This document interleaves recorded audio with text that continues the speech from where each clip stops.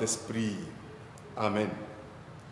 Seigneur, envoie ton Esprit Saint sur nous pour nous éclairer, pour nous donner la lumière vive qui fasse que nous soyons toujours en connexion avec toi. Aujourd'hui, nous écoutons, mardi 17 février, nous écoutons l'évangile de Marc, chapitre 8, versets 14 à 21. En ce temps-là, les disciples avaient oublié d'emporter des pains. Ils n'avaient qu'un seul pain avec eux dans la barque. Or, Jésus leur faisait cette recommandation. Attention, prenez garde au levain des pharisiens et au levain d'Hérode. Mais ils discutaient entre eux sur ce manque de pain. Jésus s'en rend compte et leur dit: pourquoi discutez-vous sur ce manque de pain? Vous ne saisissez pas encore? Vous ne comprenez pas encore? Vous avez le cœur endurci? Vous avez des yeux et vous ne voyez pas? Vous avez des oreilles et vous n'entendez pas? Vous ne vous rappelez pas quand j'ai rompu les 5 pains pour 5000 personnes, combien avez-vous ramassé de paniers pleins de morceaux? Ils lui répondirent: 12. Et quand j'en ai rompu 7 pour 4000, combien avez-vous rempli de corbeilles en ramassant les morceaux? Ils lui répondirent: 7. Il leur disait: vous ne comprenez pas encore. Acclamons la parole de Dieu. Louange à toi, Seigneur Jésus. Bien-aimés dans le Seigneur, loué soit Jésus-Christ. Ce mardi, dans l'église, on l'appelle Mardi Gras. Mardi Gras parce que c'est ce mardi qui nous prépare à rentrer pleinement dans le cycle pascal.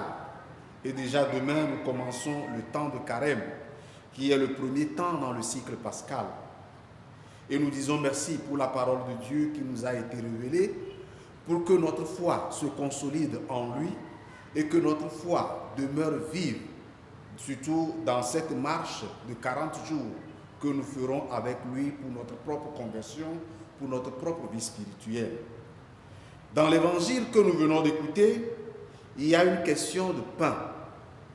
Les disciples ont oublié de prendre le pain avec eux et ça devient un sujet de discussion qui les déconcentre par rapport à l'enseignement de Jésus.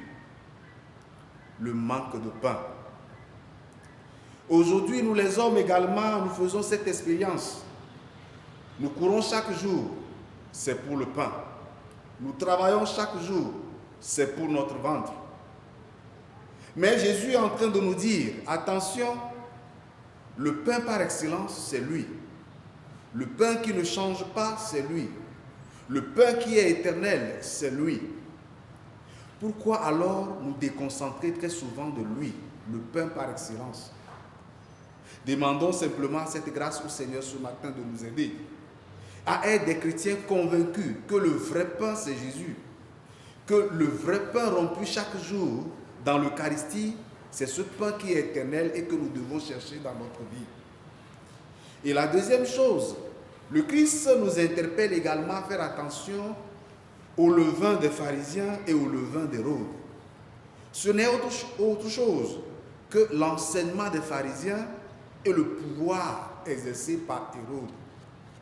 Et je crois que nous devons faire tellement attention parce que aujourd'hui nous continuons de recevoir les enseignements du monde. Est-ce que ces enseignements nous poussent et nous conduisent à Dieu? Est-ce que ces enseignements nous poussent à une plus grande rencontre et une plus grande intimité avec Dieu? Je crois plutôt que c'est le contraire.